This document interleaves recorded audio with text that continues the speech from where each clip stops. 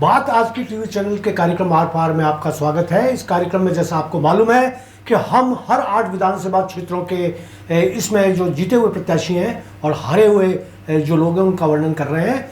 आज केकड़ी क्षेत्र को मैंने चुना और केकड़ी क्षेत्र के हारे हुए प्रत्याशी हैं राजेंद्र विनायका, उन पर केंद्रित आज ये कार्यक्रम है। सवाल उठाया मैंने कि केकड़ी की केकड़ा राजनीति में राजेंद्र विनायका क्यों नहीं हो सके फिट। एक सवाल और जो उठता है वो यह है कि शत्रुघ्न गौतम से हारे रघु शर्मा क्यों जीत गए विनायका से। और एक और सवाल देखिए आप कि कांग्रेस से रघु शर्मा ही होंगे उम्मीदवार, मगर भाजपा के दावेदारों की बाढ़। केकड़ी की राजनीति केकड़ों जैसी है, टांग खींचने वाली। जब तक नेता लोग किसी दूसरे की टांग ना खींच लें उनको रोटी हजम नहीं होती, नींद नहीं आती। यही वजह है कि टिकट मिलने से पहले और चुनाव जीतने के बाद लोग जमकर एक दूसरे की टांग खिंचाई करते हैं। भाजपा के राजेंद्र विनायका पिछला चुनाव हार गए। टांग खिंचाई उनकी हार का सबसे प्रमुख कारण रहा। वैसे बाकी कारणों की भी कोई कमी नहीं है। राजेंद्र विनायका को भाजपा ने टिकट तो दे दिया, मगर टिकट के अलावा और कुछ नहीं दिया, जबकि उनके सामने खड़े कांग्रेस के उम्मीदवार राजऋषि रघु शर्मा हर लिहाज से साधन संपन्न रहे। चुनाव प्रबंधन में उन्होंने प्रजातंत्र को अर्थतंत्र के बहुत पीछे छोड़ दिया, सिद्ध कर दिया कि सिद्धांतों की राजनीति किताबों में ही सुंदर लगती है, चुनावों में तो सबसे पहले सिद्धांत ही बलि चढ़ते हैं। और विनायका यही नहीं कर पाए। हार का यह दूसरा बड़ा कारण बना। चुनावों में हर तरह के मतदाता होते हैं और हर तरह के कार्यकर्ता। हर तरह के तोड़ बट्टे करने पड़ते हैं। झूठ और फरेब चड्डी बनियान की तरह ओढ़े पहने और चादर की तरह बिछाए जाते हैं। रघु शर्मा के मुकाबले विनायका जी यहां भी पिछड़ गए। मित्रों, यहां आपको बता दूं कि रघु शर्मा और विनायका दोनों ही मेरे परम मित्र हैं। दोनों के चाल, चेहरे और चरित्र में जमीन आसमान का अंतर है। विनायका मूलतः शातिर राजनेता नहीं, रघु शर्मा ने घाट घाट का पानी पिया है। वह रेगिस्तान में सिंगाड़े बोने का हुनर जानते हैं। वे आंखों से काजल और चील के घोंसले से चिड़िया तक निकाल लेते हैं। बेचारे विनायक जी उन पर पार नहीं पा सके और चुनाव हार गए। यहां आपको केकड़ी के इतिहास की भी जानकारी देता हूं।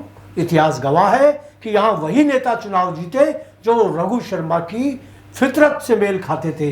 जरा देखिए फहरिस्त। 1977 जेएनपी के मोहनलाल ने कांग्रेस की भगवती देवी को हराया था। 1980 में आईएनसी के तुलसीराम ने जेएनपी के प्रेमचंद को हराया। 1985 में कांग्रेस के ललित भाटी ने जेएनपी के गोपाल पचेरवाल को हराया। 1990 में जेडी के शंभू दयाल ने कांग्रेस के ललित भाटी को हरा दिया। बीजेपी के शंभू दयाल ने कांग्रेस के दिग्गज जगन्नाथ पहाड़िया को 1993 में हराया। 1998 में कांग्रेस के बाबूलाल सिंगारिया ने बीजेपी के शंभू दयाल को हरा दिया। 2003 बीजेपी के गोपाल धोबी ने कांग्रेस के बाबूलाल को हरा दिया। 2008 की बात की जाए तो कांग्रेस के रघुनंदन ने भाजपा की रिंकू कंवर को हराया। 2013 में भाजपा के शत्रु गौतम ने कांग्रेस के दिग्गज रघु शर्मा को हरा दिया। 2018 आया तो उसमें कांग्रेस के रघु शर्मा ने भाजपा के राजेंद्र विनायकों को हरा दिया। इस तरह इतिहास ने रघु शर्मा जैसे ही नेताओं को जिताया। और फिर सबसे खतरनाक बात तो यह कि राजेंद्र विनायका को नामांकन भरने के आखिरी दिन मात्र 3 घंटे पहले भाजपा ने टिकट देकर मैदान में उतारा। केकड़ी से पहली बार किसी महाजन वर्ग को टिकट दिया गया। अब तक गोपाल धोबी और विनायका ही केकड़ी के स्थानीय प्रत्याशी रहे, बाकी सब भारी। यहां आपने देखा कि वर्ष 1993 के बाद तो यह परिपाटी ही बन गई कि एक बार कांग्रेस तो एक बार भाजपा चुनाव जीतती रही। यही क्रम इस बार भी यदि कायम रहा तो राजऋषि को इस बार अपने विशाल फार्म हाउस पर ही अगले 5 साल काटने होंगे। यह परंपरा टूट भी सकती है अगर रघु शर्मा अपने राजा महाराजाओं वाले चाल चलन और व्यवहार में परिवर्तन ले आए हैं। वैसे चुनावों के पास आते ही उनमें हर बार मामूली बदलाव तो आता ही है, मगर वह अस्थायी होता है। चलिए कोई बात नहीं, ये तो आम आदमी की फितरत होती है। विनायका का सबसे बड़ा प्लस पॉइंट यही रहा कि वह व्यवहार से पूरी तरह संयत रहे। उनमें पुत्र मोह भी राजऋषि जितना नहीं। पूरी केकड़ी एक स्वर में कहती है कि पुत्र मोह में राजऋषि महाराजा दशरथ जी को भी पीछे छोड़ देते हैं। इस बार यदि उन्होंने पुत्र को चुनावों से दूर नहीं रखा और विनायका जी को टिकट मिल गया तो वह 100% चुनाव जीत जाएंगे।